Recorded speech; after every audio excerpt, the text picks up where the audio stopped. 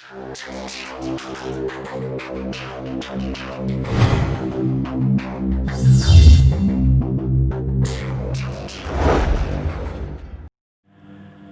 वालेकुम स्टूडेंट, मैं उम्मीद करता हूँ कि आप सब खैरियत से होंगे। स्टूडेंट, जैसा कि हम क्लास 12 के चैप्टर नंबर 12 इलेक्ट्रोस्टैटिक्स को स्टडी कर रहे हैं, तो उसमें हमने इससे प्रीवियस लेक्चर में कैपेसिटर को स्टडी किया था कि कैपेसिटर क्या होता है, कैपेसिटर को हम यूज़ कहाँ करते हैं, कैपेसिटर को हम यूज़ क्यों करते हैं, कैपेसिटर को यूज़ हम कैसे करते हैं। तो इन सारे क्वेश्चंस के आंसर मैंने उस वीडियो में बहुत डिटेल के साथ डिस्कस किया था। और फिर हमने capacitance of parallel plate capacitor की बात की थी। अगर आपने हमारी वो वीडियो वॉच नहीं की तो वो वीडियो भी आप वॉच करें, ताकि आपकी कैपेसिटर के बारे में बेसिक अंडरस्टैंडिंग जो है वो क्लियर हो जाए। और फिर आज का जो हमारा टॉपिक है वो है energy stored in a capacitor. Student, हमने जब कैपेसिटर की डेफिनेशन देखी थी तो वहीं पे बात कर दी थी कि capacitor is a device which is use to store a energy. तो आज चलते हैं अपने इस लेक्चर को लेके। तो स्टूडेंट, अपने लेक्चर स्टार्ट करने से पहले आप सबसे एक रिक्वेस्ट है कि अगर आप इस चैनल पे न्यू हैं, चैनल को सब्सक्राइब करें, बेल आइकन को प्रेस करें, ताकि ऐसी नई जो इन्फॉर्मेटिव, कंसेप्चुअल और वेरी इंटरेस्टिंग वीडियोस हैं फिज़िक्स की, वो आप तक पहुंचती रहे। तो स्टार्ट करते हैं आज का अपना टॉपिक। थ्योरी मैंने यहाँ पे मेंशन की हुई है। इस थ्योरी का हरगिज़ मतलब नहीं है कि आपको कोई रट्टे का आदी बनाया जा रहा है। इस थ्योरी का मतलब ये है कि आपने टॉपिक को अपने लफ्ज़ों में प्रेजेंट कैसे करना है, ये स्किल आपको सिखाई जाए। Student, as we know that capacitor is a device which is use to store charge. अब कुछ बच्चे कहते हैं जी सिर्फ चार्ज को स्टोर करता, नो, ये इलेक्ट्रिकल एनर्जी को भी स्टोर करता है। कैसे स्टोर करता है वो आज हम देखेंगे। स्टूडेंट देखें, अब initially charge on the capacitor क्या है, ज़ीरो है, क्योंकि जैसे हमने बैटरी के साथ अभी कनेक्ट ही नहीं किया तो हमारे पास चार्ज की जो वैल्यू है वो ज़ीरो है। हमने स्टूडेंट पढ़ा था कि क्यू जो है ये तो directly proportional to potential difference between the plates होता है। अब जब ये चार्ज ज़ीरो है तो फिर हमारे पास पोटेंशियल भी क्या होगा स्टूडेंट, बिटवीन द प्लेट्स, वो भी क्या हो जाएगा, zero. When magnitude of charge mean Q increases on the plates, then potential also increases। तो ये रिलेशन आपके सामने है। No small increment of charge on the plate is deposited by doing work on it। Student देखें, अब जब मैंने capacitor की बात की थी तो ये चार्ज कैपेसिटर पे स्टोर कैसे होता है, इस कहानी को भी मैंने वहाँ पे जो है वो आपसे डिस्कस किया था। तो जब हम चार्ज को स्टोर करवाते हैं, स्मॉल इंक्रीमेंट करते हैं प्लेट्स ऑफ कैपेसिटर पे, तो हमें क्या करना पड़ता है स्टूडेंट, है वर्क करना पड़ता है उस चार्ज के ऊपर। Work done increase for each further increment. Student देखें, ये दो प्लेट्स थी, अब ये दो प्लेट्स हैं। अब होता क्या है, ये पॉजिटिव टर्मिनल के साथ कनेक्ट है और ये नेगेटिव टर्मिनल के साथ है कनेक्ट है। अब कुछ लोग क्या कह देते हैं कि चूंकि ये नेगेटिव के साथ कनेक्टेड है चार्ज नेगेटिव, ये पॉजिटिव के साथ कनेक्टेड है चार्ज पॉजिटिव। स्टूडेंट, ऐसा हरगिज़ नहीं होता। होता क्या है कि ये प्लेट्स दोनों मेटल की बनी होती हैं और ये न्यूट्रल होती हैं। अब यहाँ से, अब ये मैं आपको कैपेसिटर का थोड़ा सा पोर्शन बता रहा हूँ। अब यहाँ से ये एक इलेक्ट्रॉन निकालेगा, ये पॉजिटिव टर्मिनल इलेक्ट्रॉन निकाल के उसको शिफ्ट करेगा इस प्लेट पे। अब नेगेटिव टर्मिनल पे शिफ्ट करने के लिए इसको क्या करना पड़ेगा, वर्क डन करना पड़ेगा। तो उस वर्क डन की यहाँ पे बात हुई है।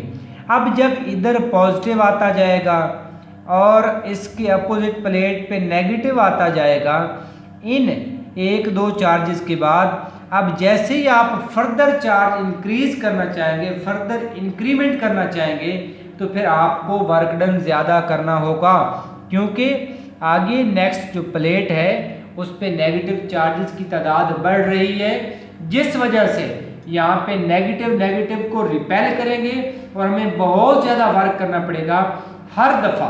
अगर पहली दफ़ा हमने 10 जॉल किया है तो हो सकता है अगली दफ़ा में 11 या 12 जॉल करना पड़े, तो इस तरह वर्क की वैल्यू क्या करेगी, इंक्रीज करेगी। अब स्टूडेंट वो जो वर्क हो रहा है उस चार्ज को शिफ्ट करने के लिए वो स्टोर कैसे होगा, as a potential energy on the plates of a capacitor. अब ये एक अलग से कंसेप्ट है कि जब आप एक चार्ज को जो है सेम चार्ज की तरफ लेके जाते हैं, लेट सपोज ये नेगेटिव है, आप यहाँ इसको नेगेटिव प्लेट पे लेके जाएंगे तो इसकी पोटेंशियल एनर्जी इंक्रीज करेगी। तो ये इलेक्ट्रोस्टैटिक पोटेंशियल, जो इलेक्ट्रिक पोटेंशियल वाला टॉपिक है, वहाँ पे ये पॉइंट हमने डिस्कस किया हुआ है। तो ये, और जब आप एक पॉजिटिव को यहाँ पे लेके जाएंगे तो इसकी काइनेटिक एनर्जी इंक्रीज करेगी। तो ये बात भी यहाँ से आप क्लियर है, अपनी क्लियर कर ले, इन पॉइंट्स को अंडरस्टैंड करें। अब स्टूडेंट अब होगा क्या कि पोटेंशियल एनर्जी के तौर पे ये स्टोर हो गया, क्या ये वर्क स्टोर हो गया एज अ पोटेंशियल एनर्जी। जैसा कि हमने बात की कि initially potential difference between the plates of capacitor वो ज़ीरो है, और फाइनली उसकी वैल्यू क्या है हमें पता नहीं है, वो सपोज कर लेते हैं वो जितनी भी है वो V है। अब अगर हम एवरेज निकालें तो एवरेज कैसे निकालते हैं, तो मैं आपसे कहता हूँ नंबर देता हूँ 2, 3, 5, 7 कुछ भी, इनकी एवरेज निकालें। आप क्या करते हैं, इन तमाम को का सम कर लेते हैं और फिर इनके नंबर पे, इनकी तादाद पे डिवाइड कर देते हैं। इनकी आप एवरेज ऐसे निकालेंगे 2 + 3 + 5 डिवाइडेड बाय 3। इस तरह ये दो चीज़ें हैं, इनकी एवरेज निकालनी है तो आप 0 + V डिवाइडेड बाय 2 करेंगे, तो ये आपके पास है एवरेज पोटेंशियल डिफरेंस यहाँ से आ जाएगा। अब स्टूडेंट जैसा कि हमें पता है कि हमारे पास जो इलेक्ट्रिक पोटेंशियल होता है V = W divided by Q होता है। अब आप एवरेज पोटेंशियल कह दें, कोई इशू नहीं है, यहाँ से W निकालेंगे तो ये आ जाएगा V एवरेज Q, और V एवरेज की जगह आप 1/2 V रख देंगे तो ये बन जाएगा QV। अब ये है potential energy stored on the plates of a capacitor, और ये जो वर्क हुआ था वो स्टोर हुआ है in the form of potential energy. अब स्टूडेंट्स क्वेश्चन करते हैं कि ये एनर्जी कहाँ से आ गई, हम तो चार्ज स्टोर करवा रहे थे। तो ये है वो कहानी जिसकी वजह से एनर्जी क्या होती है, स्टोर होती है। जी स्टूडेंट, तो जैसा कि हमें पता है कि in case of capacitor Q क्या होता है, Q = CV होता है। तो आप जब Q की जगह CV पुट करेंगे तो ये बन जाएगा 1/2 सिंपली हाफ CV²। अब आपके पास जो इलेक्ट्रिक फील्ड बनता है between the plates of capacitor, ये जो दो प्लेट्स थी इस पे पॉजिटिव चार्ज आ गया, इस पे नेगेटिव चार्ज आ गया, तो अब फिर क्या बनेगा, पॉजिटिव से इलेक्ट्रिक फील्ड लाइन निकलेंगी, नेगेटिव पे एंड होंगी, तो इनके दरमियान एक फील्ड बनेगा। अब ये जो फील्ड बना है ये डिपेंड किन चीज़ों पे करता है, ये जो इसके अक्रॉस हमने यहाँ पोटेंशियल अप्लाई किया हुआ है V, और ये जो सेपरेशन है बिटवीन द प्लेट से D, तो इन पे ये क्या करता है, डिपेंड करता है। तो मैं उम्मीद करता हूँ कि ये बात मैं आपको जो यहाँ तक आपने समझ लिया ये समझा पाया होगा। कोशिश ये की जाती है कि हर एक पॉइंट आप तक क्लियरली पहुँचाया जाए। यहाँ से V निकाल लें तो ये ED के बराबर आ जाएगा। अब कैपेसिटेंस, जब कोई इंसुलेटिंग मीडियम, ये देखें आपके पास वही प्लेट्स ऑफ कैपेसिटर है, अब इनके दरमियान अगर हम क्या रख दें, कोई मीडियम रख दें जो इंसुलेटिंग मीडियम हो, तो ये लेट सपोज ये मीडियम है between the plates of a capacitor, तो जब ये मीडियम रखेंगे तो कैपेसिटेंस की वैल्यू मीडियम के लिए ये होगी, तो ये C और ये आपके पास V इक्वेशन नंबर 1 में पुट कर दें। जब आप ये पुट करेंगे तो आपके पास कुछ ऐसी अरेंजमेंट बन जाएगी, इनको पुट करने से कि ED का स्क्वायर हो जाएगा और ये C आ जाएगा। अब यहाँ पे एक D से कैंसिल हो गया, AD को हमने मिला लिया और ये टर्म ऐसे आ गई।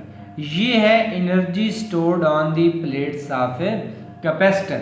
अब अगर आपसे कोई कहता है कि आप एनर्जी डेंसिटी फाइंड करें, एनर्जी डेंसिटी कैसे फाइंड करते हैं? हम वो जो एनर्जी निकाली है उसको डिवाइड कर देते हैं वॉल्यूम पे।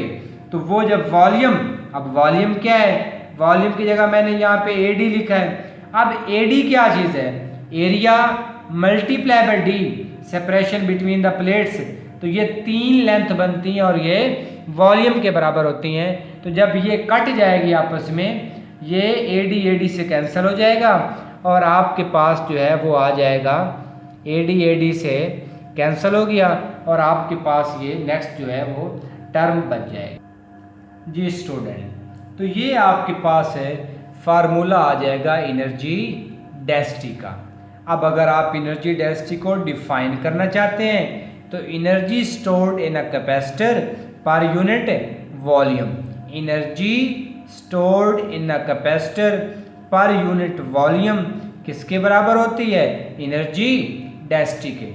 अब अगर इसके यूनिट की बात करें तो एनर्जी का यूनिट क्या होता है? जॉल। तो ये बन जाएगा जॉल पर मीटर क्यूब। तो स्टूडेंट ये था आज का हमारा टॉपिक, जिसमें हमने देखा कि हमारे पास एक कैपेसिटर जो है वो एनर्जी स्टोर कैसे करता है। तो मैं उम्मीद करता हूँ कि हर एक पॉइंट में आपको क्लियरली समझा पाया हूँगा। अगर आपको किसी बात की समझ नहीं आई तो आप कमेंट सेक्शन में जाके कमेंट कर सकते हैं। और अगर आपको ये कंटेंट, ये वीडियो, ये प्यारा सा चैनल जिसमें हम प्यारा सा सब्जेक्ट फिजिक्स पढ़ाते हैं, अगर आपको अच्छा लगे चैनल को सब्सक्राइब करें, फ्रेंड्स के साथ शेयर करें। इंशाल्लाह मिलते हैं अपने नेक्स्ट लेक्चर में, तब तक अल्लाह हाफिज़।